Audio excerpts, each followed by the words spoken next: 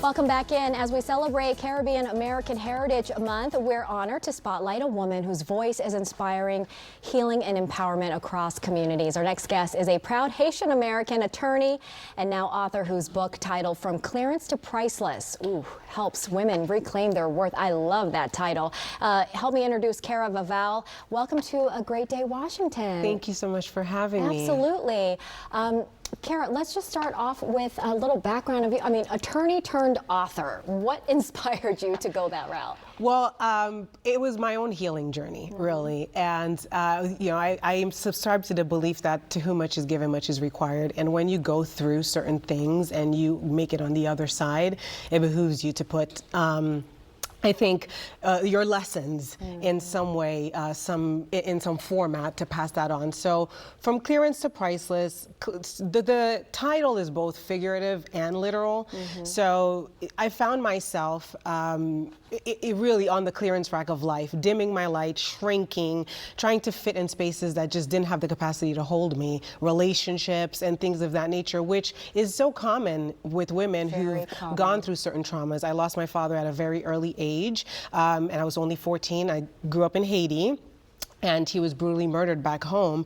And I did not know that I had an abandonment wound that came with that. So through life, I found myself dimming and shrinking and just constantly, you know, making sure that I wasn't ruffling any other feathers.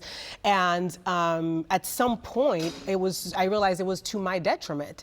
And so I had to do the work because I found myself in a marriage that was not watering me. I found myself in friendships that were not honoring me, and yet I stayed for so long. And so at some point there was work that had to be done on self so that I could stop putting myself in these situations. And that's what I want for women is, you know, you really have to take a look at yourself. Life didn't happen to you, it happened for you, but nonetheless, there are certain things that did stay, and there are certain agreements you might have made about yourself that are not accurate, and you might need to rewrite the script so that you can live a life that really honors you. All right. Oh my goodness, that is such a meaningful, powerful story.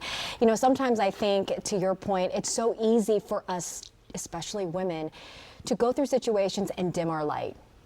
And I find myself whispering to myself, let me reclaim my power back. Yeah. Because deep inside, we know who we are, and for whatever reason we have dimmed our light.